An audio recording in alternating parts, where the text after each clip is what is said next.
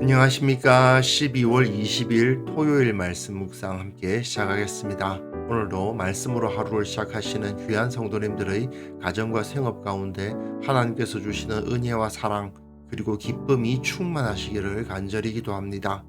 오늘 본문은 요한계시록 21장 1절에서부터 8절까지 말씀이고요. 통독하신 말씀은 야고보서입니다. 1장부터 5장까지를 읽으시면 되겠고요. 내일 주일에는 베드로전서 1장부터 5장까지를 읽으시면 되겠습니다. 오늘 본문에서는 새 창조에 대한 약속이 주어지고 있는데요. 새 하늘과 새 땅을 우리에게 주신다는 것이 어떠한 의미를 가지고 있는지를 생각해보고 그것을 향해서 다시 한번 힘을 내는 우리 모두가 되었으면 좋겠습니다. 그럼 먼저 말씀을 보시겠습니다. 또 내가 새 하늘과 새 땅을 보니 처음 하늘과 처음 땅이 없어졌고 바다도 다시 있지 않더라. 또 내가 보매 거룩한 성 새 예루살렘이 하나님께로부터 하늘에서 내려오니 그 준비한 것이 신부가 남편을 위하여 단장한 것 같더라. 내가 들으니 보좌에서 큰 음성이 나서 이르되, 보라, 하나님의 장막이 사람들과 함께 있음에 하나님이 그들과 함께 계시리니 그들은 하나님의 백성이 되고 하나님은 친히 그들과 함께 계셔서 모든 눈물을 그 눈에서 닦아주시니 다시는 사망이 없고 애통하는 것이나 곡하는 것이나 아픈 것이 다시 있지 아니하리니 처음 것들이 다 지나갔음이로라. 보좌에 앉으신 이가 이르시되, 보라, 내가 만물을 새롭게 하노라. 이 말은 신실하고 참되니 기록하라. 이루었도다. 나는 알파와 오메가요 처음과 마지막이라. 내가 생명수 샘물을 목마른 자에게 값없이 주리니 이기는 자는 이것들을 상속으로 받으리라. 나는 그의 하나님이 되고 그는 내 아들이 되리라. 그러나 두려워하는 자들과 믿지 아니하는 자들과 흉악한 자들과 살인자들과 음행하는 자들과 점술가들과 우상 숭배자들과 거짓말하는 모든 자들은 불과 유황으로 타는 못에 던져지리니 이것이 둘째 사망이라. 우리는 지금 요한계시록의 제6막 마지막 결론이라고 할 수 있는 부분을 읽어가고 있는데요. 근데 제가 여기서 제목을 일곱 증언이다 라고 써놓고 이게 왜 일곱 증언인지를 설명하는 것을 깜빡 잊은 것 같습니다. 그래서 좀 늦었지만 이렇게 일곱 증언이 왜 일곱 증언인지를 설명을 해드리면요. 내가 보았다. 헬라어로는 카이 에이돈 그리고 나는 보았다 이런 뜻인데요. 이 육막에는 이 내가 보았다라는 말로 시작하는 단락이 7개가 있다고 보는 거예요. 그런데 이게 약간 어려운 게 계시록 20장 11절에서부터 12절까지 이 두 절에서 보면요. 또 내가 보았다라는 말이 2번 들어가 있어요. 그러니까 전체를 세보면 7개의 내가 보았다가 아니라 8개의 내가 보았다가 있습니다. 그러면은 7 증언이 아니라 8 증언이잖아. 그렇게 생각할 수도 있는데 그러다 보니까 이 요한계시록 마지막 단락을 7 증언이라는 제목을 붙이기를 주저하시는 분들도 많이 있어요. 사실은 이 마지막 부분을 7 증언이라고 말하는 쪽이 더 소수가 아닐까 그런 생각이 들기도 하는데요. 어쨌든 제가 보기에는 어느 정도 설득력이 있어서 제가 7 증언이라고 이렇게 제목을 붙인 겁니다. 왜냐하면 이 20장 11절 12절을 보시면 쭉 읽어봐도 이게 한 단락이란 것을 의심할 수가 없거든요. 흰 보좌 심판에서 죽은 자들이 다 그 보좌 앞에 서 있더라는 이야기를 하는 과정 가운데 내가 보았다라는 말이 2번 반복되고 있으니까요. 그러니까 전체적으로 봤을 때는 7개의 증언들이 기록되어 있다. 이렇게 볼 수가 있습니다. 어쨌든 오늘 본문은 새 창조가 이루어져서 새 하늘과 새 땅에 거룩한 성 예루살렘이 내려앉는 모습을 보여주고 있죠. 근데 우리는 이제 이것이 무슨 뜻인가를 이해해야 해요. 또 내가 새 하늘과 새 땅을 보니 처음 하늘과 처음 땅이 없어졌고 바다도 다시 있지 않더라. 새 하늘과 새 땅이 만들어졌습니다. 새로운 창조가 이루어졌다는 거예요. 창세기 1장 1절이 무엇입니까? 태초에 하나님께서 하늘과 땅을 창조하셨다라고 시작하거든요. 그런데 이제 요한은 하나님께서 새로운 하늘과 새로운 땅을 창조하셨다라고 설명을 하고 있습니다. 그리고 바다도 다시 있지 않더라는 이 표현도 사용하고 있는데, 바다라는 것은 보통 악한 영들의 본거지로 여겨지기도 하고 그러다 보니까 바다는 다시 있지 않더라는 말을 하고 있어요. 여하튼 중요한 것은 여기서 새로운 창조가 이루어졌다 그 말이죠. 그리고 또 내가 보매 거룩한 성 예루살렘이 하나님께로부터 하늘에서 내려오니 그 준비한 것이 신부가 남편을 위하여 단장한 것 같더라 되어 있습니다. 여기서 참고로 여기서 또 내가 새하늘과 새 땅을 보니 되어 있고 또 내가 봄에 되어 있지 않느냐. 여기서도 내가 보았다는 말이 한 번 더 들어가는 거 아니냐 그렇게 생각하실 수도 있는데 원어가 다릅니다. 원어는 여기에서만 카이 에이돈이 사용되고 있어요. 어쨌든 그렇게 중요한 건 아니니까요. 거룩한 성 예루살렘이 무엇이냐가 여기선 더 중요하죠. 거룩한 성 예루살렘은 교회를 의미하는 것입니다. 하나님께로부터 하늘에서 내려오니 그 준비한 것이 신부가 남편을 위하여 단장한 것 같더라. 이것은 거룩한 성 예루살렘과 많은 물 위에 앉은 큰 음녀가 대조되고 있는 것을 보여주는 겁니다. 바다는 이제 더 이상 있지 않아요. 많은 물 위에 앉은 큰 음녀가 있을 곳이 없어요. 거룩한 성 새 예루살렘만 새롭게 창조된 새 하늘과 새 땅에 있게 되는 거예요. 이거는 창세기의 구조와 너무나도 비슷하죠. 하나님께서 에덴 동산을 창설하시고 거기에 아담을 들여보내시지 않습니까? 똑같은 구조입니다. 새 하늘과 새 땅을 하나님께서 만드시고 거룩한 성 새 예루살렘을 그 새 하늘과 새 땅에 들여보내시는 거예요. 그러니까 거룩한 성 새 예루살렘은 하나님께서 창조하신 새 하늘과 새 땅을 통치할 존재가 되는 것이죠. 그래서 교회는 다시 한번 하나님의 손에 들려서 온 땅을 다스리는 하나님께서 세우신 통치자가 되는 겁니다. 자, 3절부터 7절까지의 내용을 보시면요. 세 번의 말씀이 주어지고 있다는 것을 잘 보셔야 돼요. 내가 들으니 보좌에서 큰 음성이 나서 이르되, 또 보좌에 앉으신 이가 이르시되, 또 내게 말씀하시되, 이렇게 세 번의 말씀이 주어집니다. 3은 하늘을 상징하는 숫자죠. 하늘에서부터 내려오는 매우 거룩한, 매우 중요한 말씀이구나 하는 것을 알게 됩니다. 그리고 또 중요한 것, 보좌에서 큰 음성이 났고 보좌에 앉으신 이가 이르셔요.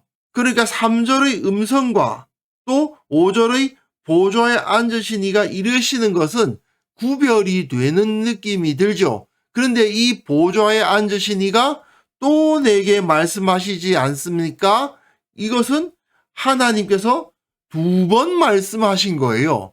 하늘의 말씀이 주어지는데 보좌에 앉으시니 하나님께서 2번 말씀하시는 겁니다.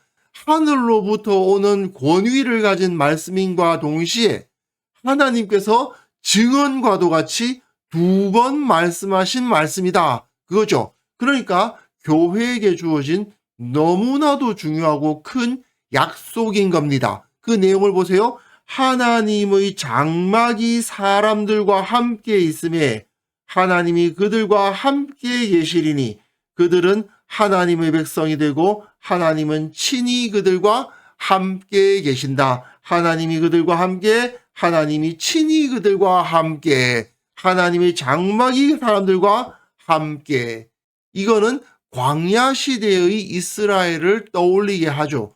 하나님의 장막이 그들 가운데 있어서 불기둥과 구름기둥으로 그들을 지키시고 그들의 모든 필요를 채우셨던 그 시대를 떠올리게 합니다. 그런데 그러한 영광이 다시 한번 거룩한 성 새 예루살렘에 임할 것이다.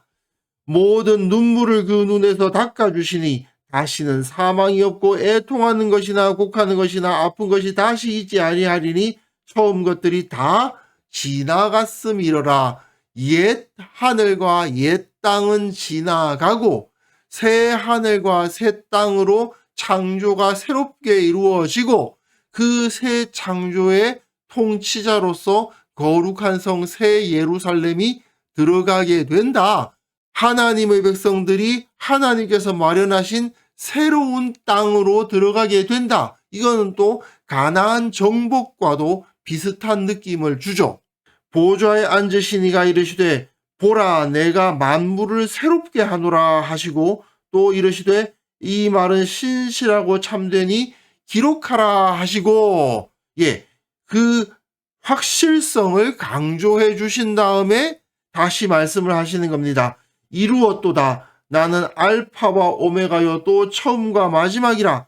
내가 생명수 샘물을 목마른 자에게 값없이 주리니. 생명수 샘물을 주신다. 에덴 동산을 떠올리게 하는 것이기도 하고 또 광야에서 반석에서 내리는 물을 마신 이스라엘을 기억나게 하는 말씀이기도 합니다. 에덴 동산은 그 자체로 네 줄기의 강의 근원이었죠. 그리고 광야에서 이스라엘은 반석에서 나는 물을 마시지 않았습니까? 목마른 자에게 값없이 주신다는 말씀은 이사야서에서도 나오는 하나님의 약속이죠. 모두 다 구약 성경에서 하나님께서 이스라엘에게 약속하셨던 모든 약속들과 복들이 다 여기에 축약되어 있는 것입니다. 이기는 자는 이것들을 상속으로 받으리라. 이기는 자, 가나안 정복 전쟁을 떠올리게 하죠. 가나안 정복 전쟁에서 세상과의 싸움에서 이기는 자는 이것들을 상속으로 받으리라. 하나님께서 가나안 땅을 그들에게 주시고 그것을 후손 대대로 물려주도록 하시지 않았습니까? 그것을 떠올리게 합니다. 그리고 다시 한번 나는 그의 하나님이 되고 그는 내 아들이 되리라. 그들은 하나님의 백성이 되고 하나님은 친히 그들과 함께 계신다는 말씀과 나는 그의 하나님이 되고 그는 내 아들이 되리라는 말씀은 서로 일맥상통하고 있죠. 사실은 같은 말씀이라고 할 수 있습니다. 하나님께서 우리 가운데 계셔서 우리의 기도를 들으시고 우리 모든 필요를 채우시고 우리 모든 고통을 다 제거해 주시는 그러한 영원한 진정한 하나님의 나라가 세워질 것이다 라고 선포해 주고 계시는 겁니다. 그러나 두려워하는 자들과 믿지 아니하는 자들과 흉악한 자들과 살인자들과 음행하는 자들과 점술가들과 우상숭배자들과 거짓말하는 모든 자들은 불과 유황으로 타는 못에 던져지리니 이것이 둘째 사망이라. 사실 이거는 여기 또 내게 말씀하시되 하는 이 말씀에 포함된 마지막 말씀인데요. 두려워하는 자들과 믿지 아니하는 자들에 대한 경고가 주어지고 있습니다. 이거는 사실은 이스라엘이 가데스 바네아에서 가나안 땅을 점령하려고 했는데 정탐꾼들의 말을 듣고는 두려움에 빠져가지고 우리는 모두 다 메뚜기다 그래가지고 우리는 못 들어간다 했던 그것을 떠올리게 하는 겁니다. 그런데 그런 자들은 어떤 자들과 동급이에요? 흉악한 자, 살인자, 음행하는 자, 점술가, 우상숭배자들, 거짓말하는 모든 자들과 동급인 거예요. 우리는 요한이 왜 요한계시록을 기록했던가 하는 것을 기억할 필요가 있습니다. 소아시아 7교회에게 보내진 편지입니다. 소아시아 7교회가 지금 어떤 상황에 있어요? 우리가 앞에서 2장과 3장에서 보았습니다마는 연약하기도 하고 그 가운데 부패한 모습도 있고 무엇보다도 세상의 공격, 황제를 신으로 숭배하라는 세상의 압박 앞에 무릎 꿇는 자들도 있었던 그런 상황의 교회 아니었습니까? 그 상황에서 저들에게 사실 너희들은 지금 답답한 현실을 살아가고 있고 너희들의 힘이 너무나도 연약하기도 하지만 그러나 너희는 거룩한 성 새 예루살렘이다. 그 정체성을 잃어버리지 말라. 출애굽 당시에 이스라엘이 그 믿음을 지키고 끝까지 그 싸움을 이어나갔더라면 하나님으로부터 복을 받을 수 있었을 터인데 그러지 못했기 때문에 40년 동안 그 광야에서 죽임을 당하지 않았느냐? 두려워하지 말라, 믿어라. 이렇게 강조하고 있는 겁니다. 그랬을 때 하나님께서 이러한 복락을 허락해 주실 것이다 라고 약속하고 있는 것이죠. 사실 초대교회라고 해서 완벽하지는 않았습니다. 분명히 연약했고요. 겉으로 보기에는 하나님의 거룩한 교회라는 이름이 부끄러울 정도의 모습도 보였던 것도 사실입니다. 분명 자기들에게는 거룩한 하나님의 백성이라는 영적 정체성이 주어져 있음에도 불구하고 그 정체성을 지키지 못하고 광야와도 같은 삶이지만 그 가운데 주님께서 나와 함께 하시고 나를 지키신다는 것을 체험하지 못하고 살았던 사람들 사실은 많이 있었을 것입니다. 게다가 핍박이 있다 보니까 그 앞에서 두려워하여 믿음을 떠나기도 하고 우상 숭배에 동참하기도 하는 그런 경우들이 비일비재하게 일어났던 그런 시대가 바로 요한이 요한계시록을 기록했던 때인 것이죠. 하지만 요한은 그 교회를 포기하거나 정죄하는 것이 아니라 너희들에게는 이러한 놀라운 약속이 주어져 있다. 그러므로 두려워하지 말고 믿음을 지키고 세상 가운데에서 영적인 전투를 감당하라. 하나님께서 이러한 큰 복을 허락해 주신다라고 약속하고 있는 것입니다. 그리고 이 약속은 우리에게도 동일하게 주어져 있는 것이죠. 고대 이스라엘에게는 젖과 꿀이 흐르는 땅이 약속으로 주어졌지만 우리에게는 그것과는 비교도 안 되는 새 하늘과 새 땅의 영광이 약속되어 있는 거 아니겠습니까? 우리가 이 약속의 말씀을 붙잡고 비록 우리 눈에는 우리가 너무나도 연약해 보인다 하더라도 부족해 보이고 부패한 모습까지 보인다 하더라도 주님은 우리를 포기하지 않으신다. 주님은 우리를 붙들고 계신다는 사실을 기억하면서 믿음을 지킬 때 결국에는 이러한 놀라운 영광 가운데 들어갈 수 있다는 것을 우리는 확신해야 될 것입니다. 그래서 이 시간 함께 기도하실 때에는요, 우리에게 두려워하는 마음을 제거하여 주시고 그리스도인으로서의 정체성을 지키게 하시고 거룩한 성 새 예루살렘으로서의 삶을 바라보며 믿음을 지키고 세상에서 싸워나가는 참된 신앙인들이 되게 하여 주옵소서. 함께 기도하는 시간 가졌으면 합니다.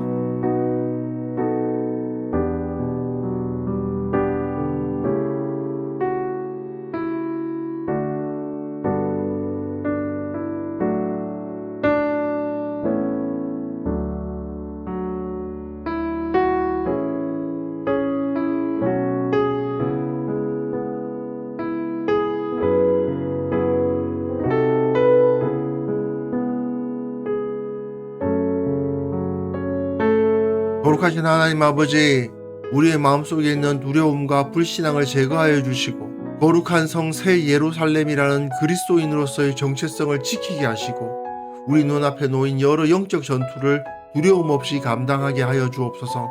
우리 교회 모든 성도들이 새 하늘과 새 땅에 들어갈 자격이 있음을 기억하게 하시며 참으로 신앙이 매일매일 성장함으로 말미암아 주님께서 약속하신 그 영광을 누릴 수 있도록 도와주옵소서. 아버지, 특별히 내일 거룩한 예배 가운데 주님 앞에 나아갑니다.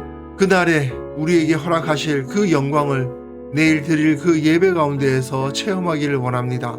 주님께서 임재하여 주시고 약속하신 그 나라를 꿈꾸는 자들이 되게 하여 주시고 그곳에서 천국을 맛보고 기뻐하는 그러한 은혜가 온전히 임할 수 있도록 도와주옵소서. 오늘 하루 살아가는 그 모든 삶 가운데에서 하나님 나라에 대한 꿈을 잃어버리지 않도록 도와주시고 내게 허락하신 이 놀라운 약속을 붙들고 기뻐하며 감사하며 신앙을 지키며 말씀과 기도로 오늘 하루를 살아갈 수 있도록 도와주옵소서. 감사드리옵고 예수님의 이름으로 기도합니다. 아멘.